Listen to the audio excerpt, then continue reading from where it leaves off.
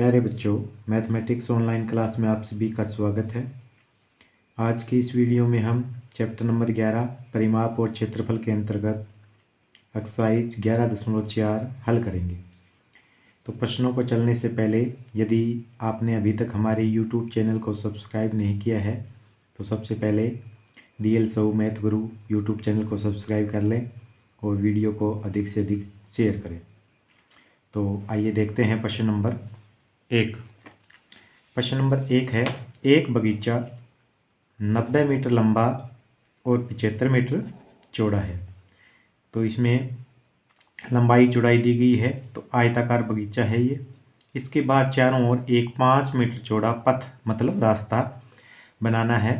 पथ का क्षेत्रफल ज्ञात कीजिए नंबर 1 तो, और बगीचे का क्षेत्रफल हेक्टेयर में भी ज्ञात कीजिए। तो पथ का क्षेत्रफल ज्ञात करना है और नंबर 2 पे बगीचे का क्षेत्रफल। तो सबसे पहले इसके लिए हम एक आकृति बनाते हैं इस प्रश्न को समझने के लिए। तो ये हम सबसे पहले बगीचा बनाते हैं, लंबाई और चौड़ाई यानी कि आयताकार बगीचा है। तो ये हमारा 90 मीटर क्या हो गया, ये लंबाई हो जाएगी इसकी आयताकार बगीचे की, और चौड़ाई है इसकी 75 मीटर। तो ये हम क्या है यहाँ पर चौड़ाई ले लेते हैं, ये है 75 मीटर चौड़ाई। अब क्या इसके बारी तरफ एक 5 मीटर चौड़ा यानी कि ऐसे 5 मीटर चौड़ाई में क्या एक रास्ता बनाना है, पथ बनाना है। तो ये मान लेते हैं कि हमारा 5 मीटर चौड़ा रास्ता है। ये रास्ते की चौड़ाई कितनी है, 5 मीटर है, यहाँ भी 5 मीटर है। तो अब ये रास्ते सहित इसकी जो लंबाई हो जाएगी ये कितनी हो जाएगी, 5 मीटर यहाँ प्लस हो गया और 5 मीटर इस तरफ चौड़ाई होगी तो 10 हो गया। तो 90 पहले थी इसकी, तो दोनों तरफ 5 मीटर इस तरफ रास्ता जोड़ दिया, 5 मीटर इस तरफ रास्ता बना दिया। तो कितना हो गया, 90 और 10 100 मीटर क्या है। अब इसकी बारी क्या है, रास्ते सहित बगीचे की चौड़ाई हो जाएगी जिसमें रास्ता शामिल है। और इसी तरह इसकी क्या है चौड़ाई देख लेते हैं। पहले चौड़ाई थी 75, इसमें ये 5 मीटर यहाँ भी प्लस हो गया और इस तरफ भी 5 मीटर प्लस हो गया। तो 75 और 10 85 मीटर। अब ये रास्ते सहित इसकी चौड़ाई हो गई और लंबाई हो गई इसकी रास्ते सहित 100 मीटर। तो अब इसका नंबर 1 तो रास्ते का क्षेत्रफल ज्ञात करना है। तो रास्ते का क्षेत्रफल कैसे आएगा, यानी कि इस भाग का क्षेत्रफल ज्ञात करना है। ये रास्ता है, इसको हम थोड़ा सा साइड भर देते हैं। इस रास्ते का क्षेत्रफल ज्ञात करना है। तो इस रास्ते का क्षेत्रफल के लिए हम आकृति में देखते हैं कि हमारे पास 2 आयत हैं। एक है अंदर जो बगीचे के रूप में है, दूसरा आयत है उसमें बगीचा भी शामिल है, रास्ता भी शामिल है। तो सबसे पहले जो बड़ा आयत है उसका क्षेत्रफल निकाल लेते हैं। उसकी लंबाई 100 मीटर है, चौड़ाई 85 मीटर है। उसमें से अंदर वाले जो बगीचा है, जो सिर्फ बगीचा है, उसका क्षेत्रफल घटा देंगे तो हमारे रास्ते का क्षेत्रफल आ जाएगा। तो सबसे पहले हम ये लिखेंगे कि बगीचे की लंबाई, बगीचे की लंबाई ये है आपकी 90 मीटर। बगीचे की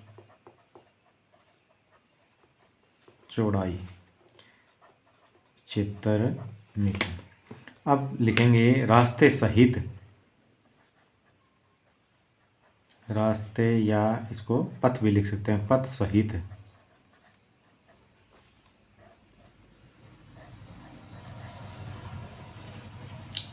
की लंबाई। ये जो लंबाई है इसमें पथ और जोड़ दें दोनों तरफ तो इसकी लंबाई कितनी हो जाती है, 90 प्लस में 5 प्लस में 5, दोनों तरफ रास्ता जोड़ दिया तो 90 10 100 मीटर क्या है, यह रास्ते सहित या पथ सहित होगी। अब रास्ते या पथ सहित बगीचे की चौड़ाई और ज्ञात कर लेते हैं। चौड़ाई कितनी आ जाएगी, चौड़ाई पहले थी 75, ये कितनी थी, यहाँ से लेके यहाँ तक, इस तरफ भी 5 मीटर रास्ता जुड़ गया, इस तरफ भी 5 जुड़ गया, तो प्लस में 5 प्लस में 5, तो 75 5 80, 75 5 80 5 85, यानी कि 85 मीटर ये चौड़ाई होगी। तो अब लिखेंगे, इसका नामकरण करना है, नामकरण भी कर सकते हैं। इसको हम लिख सकते हैं ABCD, इसको PQRS। तो अब सबसे पहले क्या ज्ञात करना है हमें, नंबर 1 है रास्ते या पथ का क्षेत्रफल। रास्ते या पथ का क्षेत्रफल ये कैसे आएगा, ये आएगा, जो आयत है बारी उसका नाम हमने क्या लिया है, PQRS। PQRS का क्षेत्रफल घटा में जो अंदर बगीचा है उस आयत का क्या नाम है, ABCD दिया हमने, ABCD का क्षेत्रफल।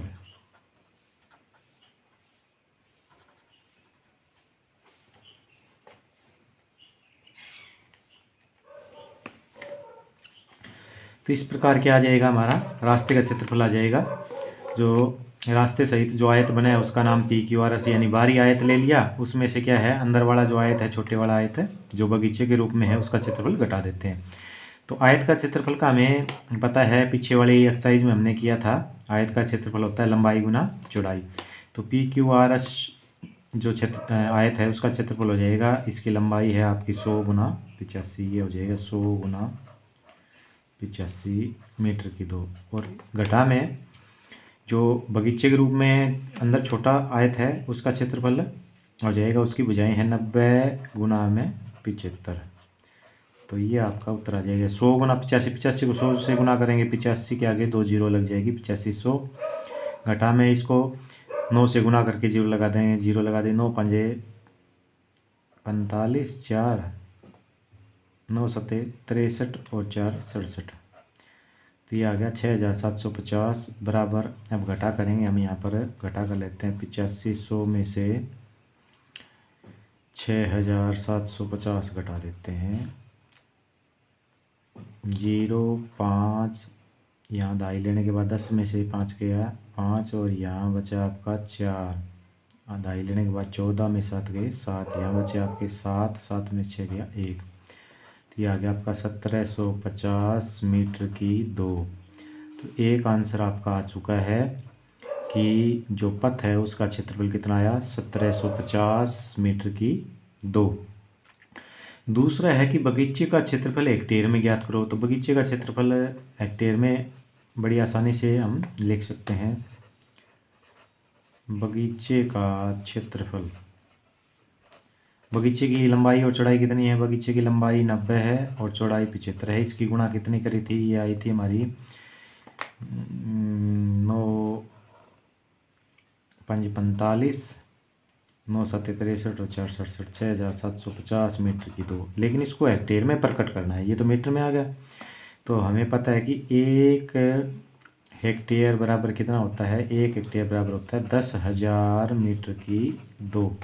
अगर इसको 10,000 से भाग दे दें तो ये क्या आ जाएगा, हेक्टेयर में। तो ये बराबर आ जाता है हमारा 6750 बटा में 10,000।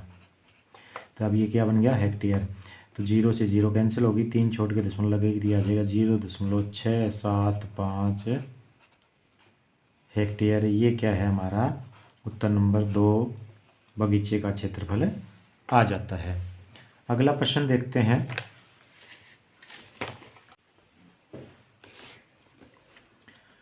प्रश्न नंबर 2 है, 125 मीटर लंबाई और 65 मीटर चौड़ाई वाले एक आयताकार पार्क के चारों ओर एक 3 मीटर चौड़ा पथ बना हुआ है, पथ का क्षेत्रफल ज्ञात करो। तो सबसे पहले इसको हम आकृति के रूप में समझते हैं, इसमें भी लंबाई और चौड़ाई दी गई है, आयताकार पार्क है, तो आयताकार पार्क बना लेते हैं हम।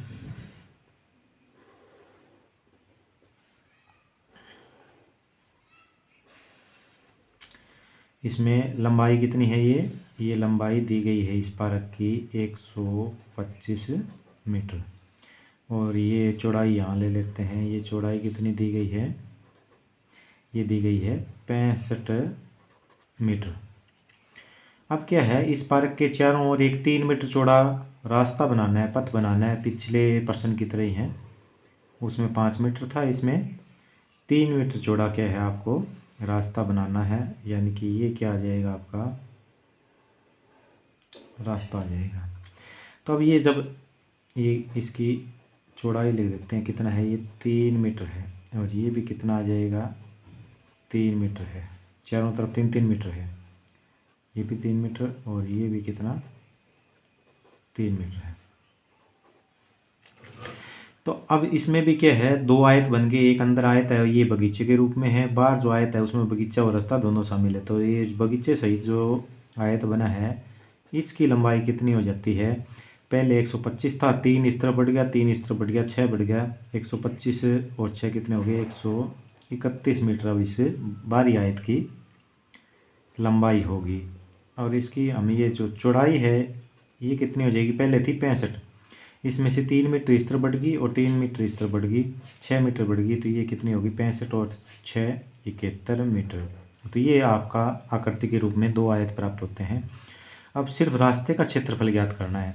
तो रास्ते का क्षेत्रफल कैसे आएगा, जो बाहरी आयत है उसमें से अंदर वाला आयत का क्षेत्रफल घटा देते हैं। तो अंदर वाले का नाम लिख देते हैं ABCD और इसका PQRS। तो सबसे पहले हम लिखते हैं बगीचे की लंबाई है आपकी 125 मीटर। आयताकार है तो इसको आयताकार लिख भी देते हैं, आयताकार बगीचे की लंबाई। फिर आयताकार बगीचे की चौड़ाई लिखते हैं, चौड़ाई कितनी दे रखी है 65 मीटर दे रखी है चौड़ाई आपकी। तो अब क्या है, इसमें रास्ता बनाने के बाद क्या है, तो रास्ता सहित या पथ सहित, रास्ता या पथ सहित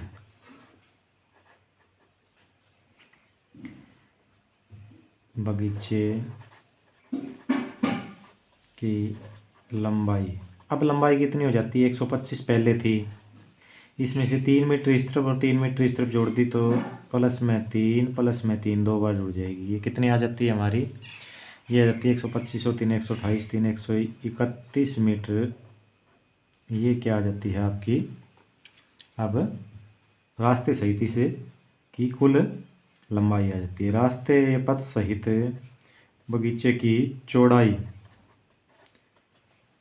चौड़ाई कितनी आ जाती है आपकी, चौड़ाई है पहले 65, इसमें दोनों तरफ 3 इस तरफ बढ़ गई और 3 इस तरफ बढ़ गई तो 6 बढ़ गई, ये 3 प्लस में 3 68 और 3 71 मीटर क्या है ये आपकी चौड़ाई जाती है। अब क्या है रास्ते या पथ का क्षेत्रफल, पथ का क्षेत्रफल, इसका क्षेत्रफल कैसे आएगा, जो आयत है बाहरी आयत उसका नाम क्या है, हमने लिखा था PQRS का क्षेत्रफल, इसमें से किसका घटा देंगे, अंदर जो बगीचा है उस आयत का नाम है आयत ABCD का क्षेत्रफल घट जाएगा, तो हमारा रास्ते का क्षेत्रफल शेष बच जाएगा।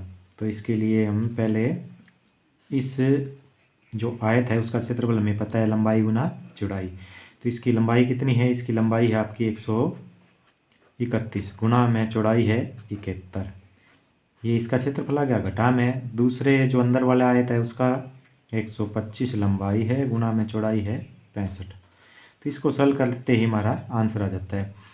131 को 71 से गुना करेंगे, 131 को 71 से, 1 से करेंगे 1 3 1, 7 से करेंगे 7 एकम 7, 7 या 21, हासिल लगी 2, 7 और 2 9, तो ये आ गया आपका 1 7 3 10, 1 1 2 और 1 हासिल का 3 9, 9301 घटा में। अब करेंगे 125 को 65 से गुना, 5 5 25, हासिल लगी 2, 5 दूनी 10 और 2 12, हासिल लगी 1, 5 और 1 6, गुना में 6 5 30, 3 6 दूनी 12 और 3 15, 1 6 और 1 7,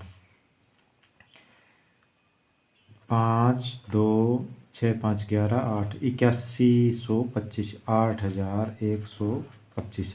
अब क्या करेंगे, इसमें 9301 में से 8000 125 घटा देंगे तो ये आएगा, यहाँ 11 में से 5 गया 6 और यहाँ बचे ढाई लेने का 10 में से एक इस तरफ ढाई दे दी, 9 में 2 गया 7, यहाँ बचे 2 में से गया 1 और 1, ये आ गया आपका। इसमें घटा करने के बाद 1176 मीटर की 2 क्षेत्रफल है, तो इकाई मीटर की 2 या वर्ग मीटर में आएगा। तो ये हमारा क्या है, इतना ही आंसर पूछा गया था कि पथ का क्षेत्रफल ज्ञात करो, तो ये हमारा पथ का क्षेत्रफल आ गया 1176 मीटर की 2। अगले प्रश्न की तरफ चलते हैं। प्रश्न नंबर 3 है हमारा, 8 सेंटीमीटर लंबे और 5 सेंटीमीटर चौड़े एक गत्ते पर एक चित्र की पेंटिंग इस प्रकार बनाई गई है कि इसकी प्रत्येक भुजाओं के अनुदिश 1.5 सेंटीमीटर चौड़ा हाशिया या मार्जिन छोड़ा गया है। यानी कि ये गत्ता है, इस पहले हम गत्ता बनाते हैं।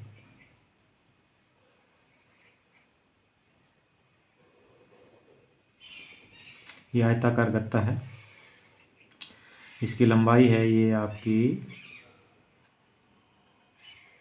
8 सेंटीमीटर और इसकी ये चौड़ाई है, ये है 5 सेंटीमीटर।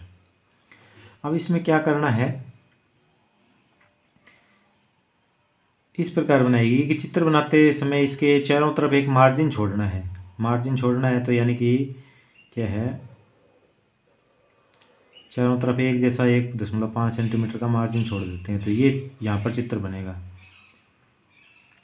यानी कि ये भाग क्या करना है, ये मार्जिन छोड़ देना है, इस पे कोई चित्रकारी नहीं करनी है। तो ये बाहरी लंबाई हम बाहर लिखते हैं, थोड़ा सा समझने में आसानी रहेगी। ये 8 सेंटीमीटर और ये 5 सेंटीमीटर, यानी कि ये जो मार्जिन छोटा है ये कितना है, ये भी 1.5 है, इस तरफ भी 1.5 है। तो मार्जिन छोड़ने के बाद में जो अंदर ये जो इसकी जहाँ चित्रकारी करनी है उसकी लंबाई कितनी बचेगी, इसकी लंबाई बचेगी 8 में से 1.5 यहाँ गया, 1.5 यहाँ गया, यानी कि 3 डेढ़ और डेढ़ 3 घट गया, तो कितनी बचेगी, ये 5 सेंटीमीटर बचेगी। और अब ये चौड़ाई कितनी बचेगी, चौड़ाई थी पहले 5 में से डेढ़ और डेढ़ 3 गया, 2 सेंटीमीटर बचेगी। यानी अंदर जो आयत बचेगा वो 5 गुणा 2 का बचेगा और बाहर वाला 8 गुणा 5 का। तो इसको हम दोबारा से थोड़ा सा समझ लेते हैं, थोड़ा सा ये इस प्रकार का ये आकृति बनेगी।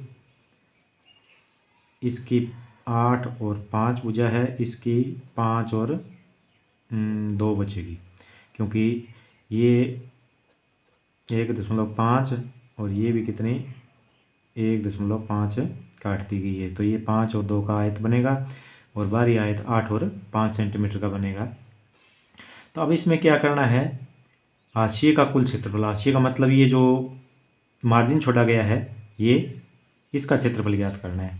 तो वही पीछे जो प्रश्नों में हमने किया था, बड़े आयत के क्षेत्रफल में से छोटे अंदर वाले आयत का क्षेत्रफल घटा देंगे। तो सबसे पहले लिखेंगे गत्ते की लंबाई, ये है आपकी 8 सेंटीमीटर, गत्ते की चौड़ाई 5 सेंटीमीटर। अब लिखेंगे मार्जिन या हाशिया, हाशिए की चौड़ाई बराबर है 1.5 सेंटीमीटर, चारों तरफ है। तो ये हाशिया है, ये दोनों साइड घटेगा, लंबाई में भी और दोनों साइड घटेगा चौड़ाई में भी। तब क्या है,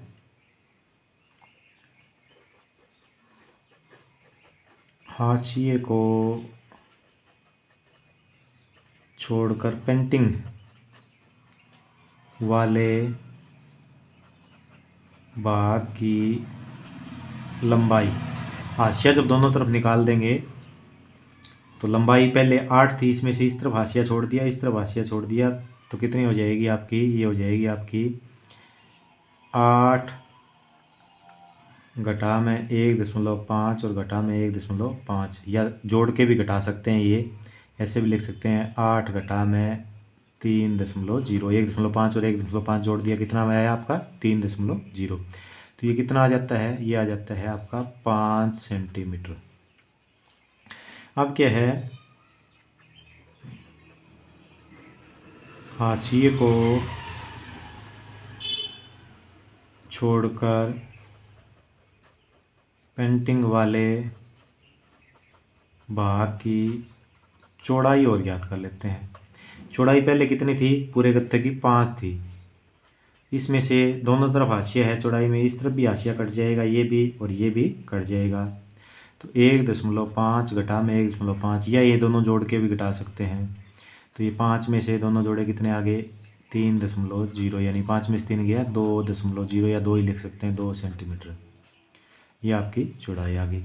अब क्या है, आपको हाशिए का कुल क्षेत्रफल, तो ये हाशिए का कुल क्षेत्रफल ज्ञात करना है। तो ये क्षेत्रफल कैसे आएगा, इसके लिए पहले हम फार्मूला लिखते हैं। दोनों आयत हैं, आयत का क्षेत्रफल होता है लंबाई गुणा चौड़ाई। तो सबसे पहले बाहरी आयत का क्षेत्रफल ले लेते हैं हम, पी क्यू आर एस नामकरण कर देते हैं। तो आयत पी क्यू आर एस का क्षेत्रफल घटा में अंदर वाले का नाम देते हैं ए बी सी डी। तो आयत ए बी सी डी का क्षेत्रफल घटा देते हैं। तो पी क्यू आर एस की लंबाई चौड़ाई लिखो भाई, 8 गुणा में 5, और घटा में अंदर वाले का है 5 गुणा में 2। ये बाहर वाला आयत हो गया, 8 5 40 और 5 दूनी 10। तो कितना बचा, 40 में से 10 गया, 30 सेंटीमीटर की 2। ये क्या आ जाएगा आपका, हाशिए का क्षेत्रफल आ जाएगा, जो मार्जिन छोड़ा गया है उसका क्षेत्रफल आ जाएगा। प्रश्न नंबर 4 देखते हैं। 5.5 मीटर लंबे और 4 मीटर चौड़े कमरे के चारों ओर बाहर 2.25 मीटर चौड़ा एक बरामदा बनाया गया है। तो नंबर 1 बरामदे का क्षेत्रफल ज्ञात करना है। नंबर 2, 200 रुपये प्रति मीटर की स्क्वायर की दर से बरामदे के फर्श पर सीमेंट बिछाने का खर्च ज्ञात करना है। तो सबसे पहले हम बरामदे का आकार, कमरे का आकार बनाते हैं। कमरा है हमारा ये 5.5 मीटर लंबाई और 4 मीटर क्या है ये चौड़ाई। तो ये साइज का हमारा कमरा है। इसका नाम हम दे देते हैं ए बी सी डी। तो ए बी सी डी है, ये कमरे के आकार को दर्शाता है, 5.5 मीटर लंबा और 4 मीटर चौड़ा। अब क्या है, इसके चारों तरफ एक बरामदा बनाते हैं जिसकी चौड़ाई कितनी होनी चाहिए, 2.25। तो ये चारों तरफ क्या हमने 2.25 मीटर चौड़ा बरामदा बना दिया। तो अब क्या है, बरामदे सहित इसकी कुल लंबाई कितनी हो जाएगी, यानी कि पूरा जो बड़ा आयत है इसका नाम देते हैं पी क्यू आर एस, बाहरी आयत। तो इसमें क्या है, ये जो कमरे है उसकी लंबाई थी पहले हमारी 5.50। उसमें इस तरफ भी क्या है आपका 2.25 का ये बरामदा जुड़ गया, और इस तरफ भी ये बरामदा जुड़ गया। यानी कि पहले लंबाई में जोड़ते हैं, तो ये बरामदा जोड़ दिया और ये 2.25 बरामदा जोड़ दिया, यानी 2 बार 2.25 जोड़ दिया। तो ये आ जाएगी आपकी 5 और 5 10 की 0, 5 2 7 2 9 1 हासिल 10 की 0, 5 2 7 2 9 और 1 हासिल का 10। यानी कि ये इसकी कुल लंबाई कितनी हो जाती है, यहाँ भी 2.5 जोड़ दी, 2.25 जोड़ दिया, यहाँ भी 2.25 जोड़ दिया, तो ये आ गया आपका 10.0। तो बाहरी आयत पी क्यू आर एस उसकी लंबाई आ गई 10.0। इस तरह क्या है, इसकी चौड़ाई और ज्ञात कर लेते हैं। चौड़ाई में क्या है, पहले कितना है आपका 4.00 मीटर इसकी चौड़ाई है, ये यहाँ से लेके यहाँ तक। इसमें यहाँ भी 2.25 जोड़ दिया, 2.25, और इस तरफ भी 2.25 बढ़ जाती है ये। या जी 5 5 10 की 0, 2 2 4 1 5.4 और 2 6 2 8 8.50। यानी कि ये बाहरी आयत है उसकी चौड़ाई आ जाती है। तो अब हमें क्या है, बरामदे के क्षेत्रफल ज्ञात करना है। तो ये बरामदा है, इस भाग का क्षेत्रफल ज्ञात करना है हमें, इस भाग का। तो अंदर वाले आयत का क्षेत्रफल बाहरी वाले आयत के क्षेत्रफल से घटा देंगे तो हमारा बरामदे का क्षेत्रफल आ जाएगा। तो सबसे पहले लिखते हैं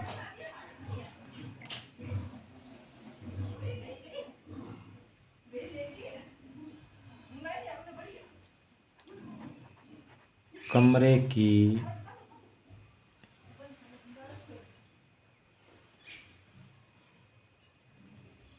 लंबाई, ये है आपकी 5.5 मीटर। कमरे की चौड़ाई है आपकी 4.0 या 4 मीटर ही लिख सकते हैं हम। अब क्या है, बरामदे की चौड़ाई या बरामदे सहित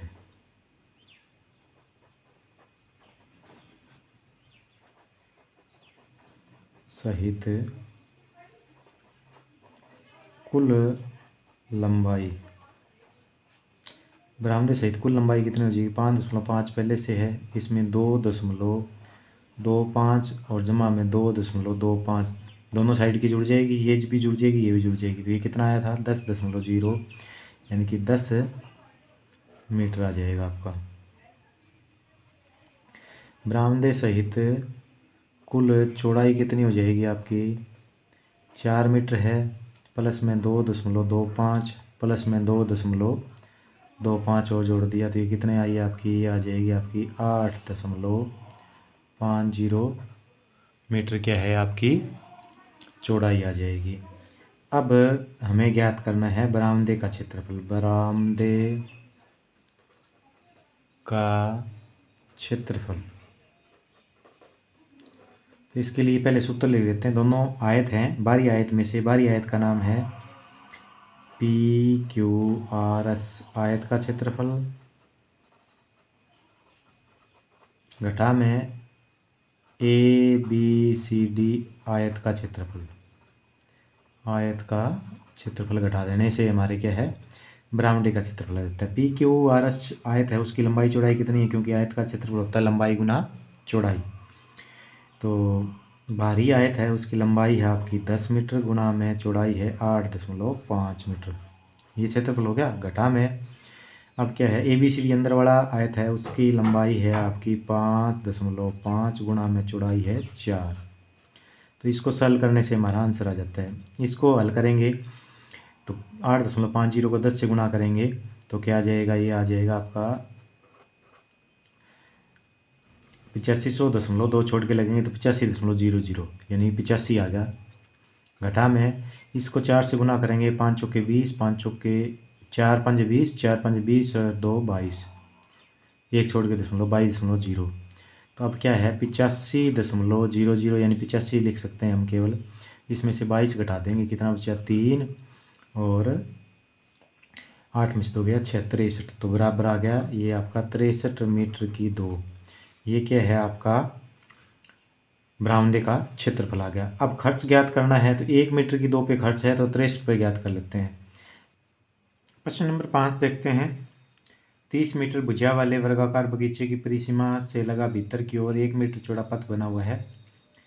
तो हमें ज्ञात करना है पथ का क्षेत्रफल, और दूसरा 40 रुपये प्रति मीटर स्क्वायर की दर से बगीचे के शेष भाग पर घास लगाने का खर्च। तो घास लगाने के खर्च के लिए हमें बगीचे का क्षेत्रफल की आवश्यकता पड़ेगी, और नंबर 1 पे हमें जो रास्ता है, पथ है, उसका क्षेत्रफल ज्ञात करना है। तो सबसे पहले हम प्रश्न के अनुसार आकृति बनाते हैं। वर्गाकार है, एक वर्ग है 30 मीटर का, तो ये वर्गाकार हम पार्क बनाते हैं। ये भुजा भी 30 मीटर है और ये भुजा भी 30 है, क्योंकि वर्ग में आमने चारों भुजाएं क्या होती है, बराबर होती है। अब 1 मीटर चौड़ाई वाला ये इसका रास्ता है,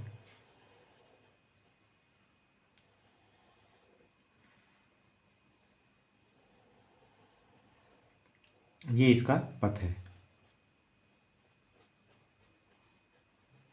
इस पथ का क्षेत्रफल ज्ञात करना है, जो हमने छायांकित भाग किया है, ये पथ है। तो इस पथ की ये जो चौड़ाई है ये कितनी है, ये है आपकी 1 मीटर, और इस तरफ भी ये कितनी है, 1 मीटर है। तो इस पथ सहित जो बाहरी वर्ग बनता है उसकी भुजा कितनी आ जाएगी, ये आंतरिक भुजा 30 है, 1 मीटर इस तरफ बढ़ गई, 1 इस तरफ बढ़ गई, तो कितनी होगी 30 और 2 32 मीटर। और इसी तरफ है ये भुजा भी कितनी हो जाएगी, ये भी यहाँ पर 30 थी, 1 मीटर इस तरफ बढ़ गई, 1 मीटर इस तरफ बढ़ गई, तो ये कितनी हो जाएगी 32, यानी 32 बाई 32 का क्या बन जाता है वर्ग बन जाता है बाहरी वर्ग। तो इसमें पहले लिखेंगे हम वर्गाकार बगीचे की भुजा। वर्गाकार बगीचे की भुजा ये है हमारी 30 मीटर। तो अब क्या है, पथ सहित, पथ या रास्ता सहित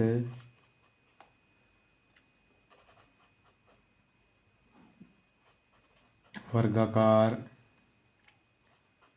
भाग की या पारक की भुजा, जिसमें रास्ता भी शामिल करते हैं, तब भुजा कितनी हो जाएगी, 30 है। 1 मीटर का रास्ता एक साइड में, दूसरी तरफ भी 1 मीटर का रास्ता है, तो कितनी हो जाएगी आपकी, ये बराबर हो जाएगी आपकी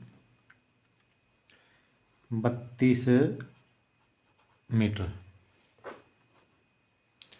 तो ये 32 मीटर क्या है आपकी भुजा हो जाएगी।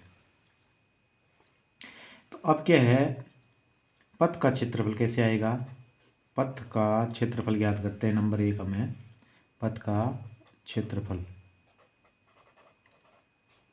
ये कैसे आएगा, जो बाहरी वर्ग है उसको मान लेते हैं ए पी क्यू आर, मान लेते हैं पी क्यू आर एस, अंदर वाले वर्ग को ए बी सी डी वर्ग मान लेते हैं। तो पथ सिर्फ रास्ते रास्ते का जो छायांकित भाग है, इस भाग का क्षेत्रफल कैसे आएगा, ये वर्ग कौन सा, पी क्यू आर एस का क्षेत्रफल घटा में वर्ग ए बी सी डी का क्षेत्रफल, ये आपस में क्या कर देंगे, घटा कर देंगे बाहरी वर्ग से अंदर वाले वर्ग के क्षेत्रफल की। तो बाहरी वर्ग का क्षेत्रफल होता है भुजा गुना भुजा। तो बाहरी वर्ग की भुजा है 32, तो 32 गुना में 32, इसके क्षेत्रफल में से अंदर वाले वर्ग की भुजा है 30, तो 30 गुना में 30। इसको सरल कर लेते हैं, 32 को 32 से गुना करेंगे, तो हम 32 को 32 से गुना करके देखते हैं, 3 2 दूनी 4, 3 दूनी 6, 32 दूनी 64, और 3 से करेंगे 3 दूनी 6, 3 तिया 9, 4 6 6 12, 9 1 10, 1024 मीटर की। दो इसमें से घट जाएगा, 30 गुना 30 900 आ जाएगा, 3 तिया 9, 2 जीरो लग जाएगी। तो इसमें से 900 घटा देंगे तो कितना बचेगा हमारे पास, 4 2 1 124 मीटर की दो, ये हमारा क्या है, रास्ते का पथ का क्षेत्रफल आ जाता है नंबर 1। अब नंबर 2 पे क्या ज्ञात करना है, नंबर 2 पे ज्ञात करना है 40 रुपये प्रति मीटर स्क्वायर की दर से बगीचे के शेष भाग में, यानी कि यहाँ पर घास लगानी है, इस क्षेत्र में क्या लगानी है, घास लगानी है। तो इस भाग का क्षेत्रफल कैसे आएगा, पहले लिखेंगे बगीचे का क्षेत्रफल। बगीचे का क्षेत्रफल जहाँ घास लगनी है उस भाग का कितना आ जाएगा, ये आ जाएगा भुजा 30 गुना 30, भुजा गुना भुजा 900 मीटर की दो। अब क्या है, 1 मीटर की दो पे घास का खर्च कितना है, तो अब लिखेंगे घास लगाने का खर्च का कुल खर्च। 1 मीटर की दो पे 40 रुपये खर्च है, 900 पे ज़्यादा आएगा तो 900 वर्ग मीटर से इसको गुना कर देंगे, 9 चौक 36, और 2 जीरो और 1 3 जीरो, यानी कि 36,000 रुपये क्या आ जाएगा, आपका कुल खर्च आ जाएगा घास लगाने का इस बगीचे के अंदर। तो इस प्रकार क्या है, ये हमारा सवाल हल हो जाता है। प्रश्न नंबर 6 है, 700 मीटर लंबे और 300 मीटर चौड़े एक आयताकार पार्क के मध्य से होकर जाते हुए 10 मीटर चौड़े दो पथ बने हुए हैं जो एक दूसरे से परस्पर लंब और चौपड़ के आकार के हैं। इनमें से प्रत्येक पथ का क्षेत्रफल ज्ञात कीजिए तथा पार्क के पथ को छोड़कर पार्क के शेष भाग का क्षेत्रफल हेक्टेयर में दीजिए। तो इसको पहले आकृति के माध्यम से समझते हैं। तो एक पार्क बनाते हैं आयताकार,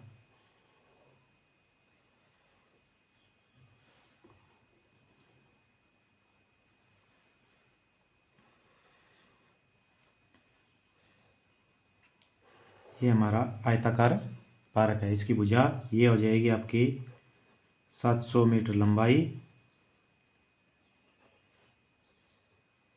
और ये हो जाएगी चौड़ाई आपकी 300 मीटर।